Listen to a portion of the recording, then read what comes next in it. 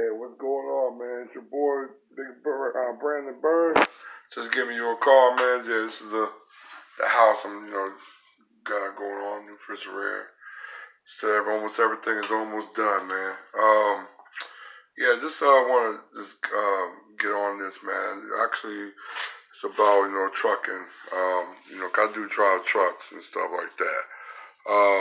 Right now you got the government mandate for the electronic logging. And I think the mandate actually is supposed to be December 17th. You have a lot of pushback, a lot of drivers, logistic companies, even customers from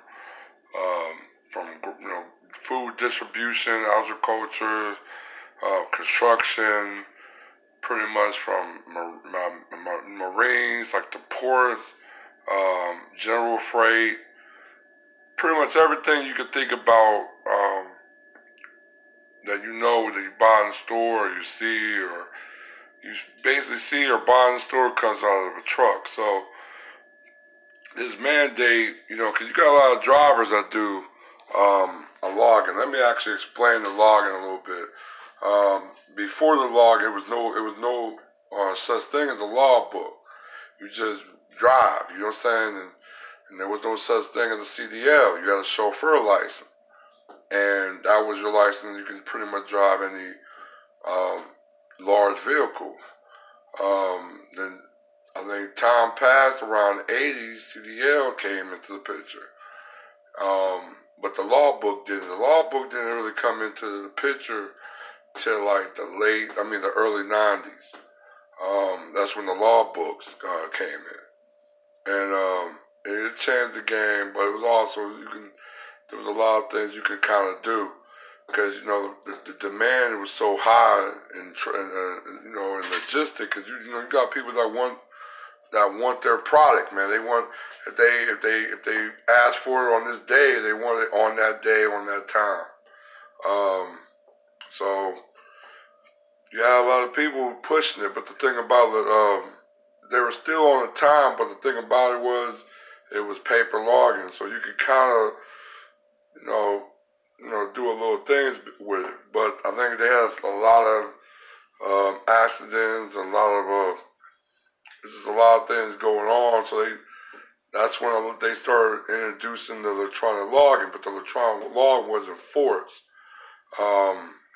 It was kind of like an option. If you want to do electronic logging, you do electronic logging.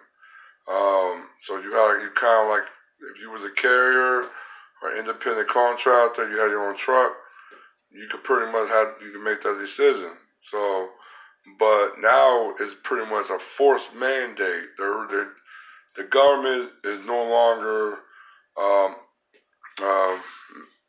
is not really accepting the paper logging. So you have a lot of gripe and some complaints. I've been on the electronic logging for a couple years. It's a lot of gripe to it. If you don't know how to like dispatch, this goes on everybody. If you don't know how to dispatch your drivers in your truck to coexist that logging time and the period when that driver starts his time to drive, you could actually screw yourself and the driver, and the customer can be screwed. But at the same time, I understand. You know what I'm saying?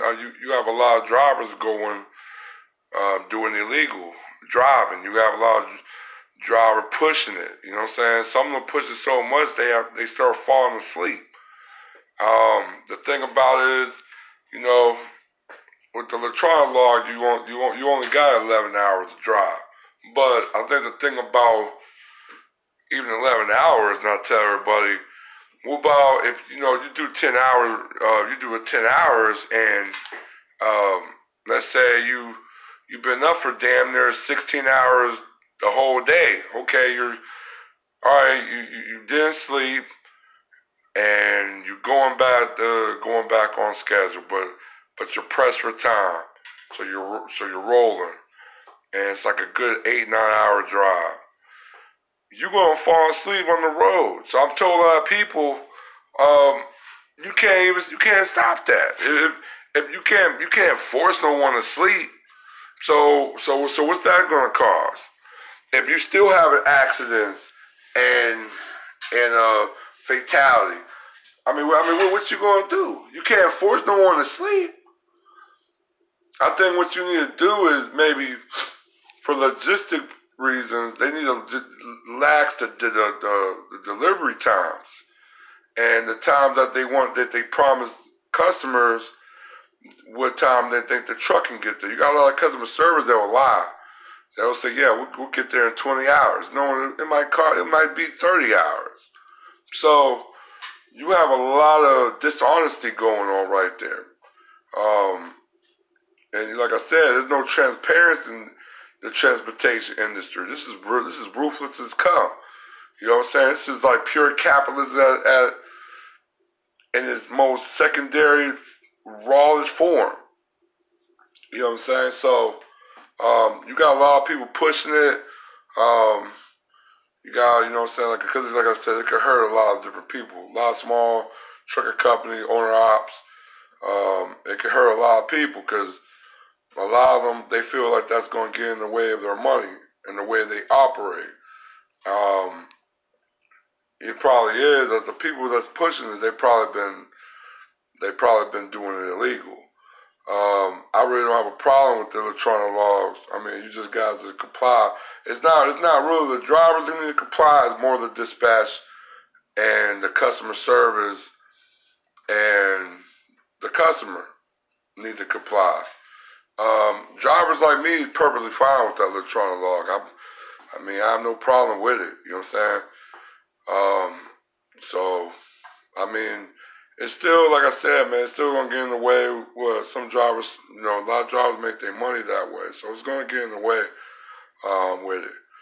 But I'll probably hit you up with another video, maybe talking about the trucking aspect of it. But you know, I know this electronic logging is ticking off a lot of drivers. I know a lot of drivers really talk about a strike. They're already doing the rolling protests in California, and it could spread. You might have some drivers do a complete shutdown. Not all the drivers are going to do it because a lot of drivers are already on it and they're not really faded about it. But you're going to have a lot of owner ops and small companies that are going to be protesting loudly about it. So this might do a little. This is going to definitely affect the transportation industry. But I'll get up with you guys later on and we discuss more. All right, one.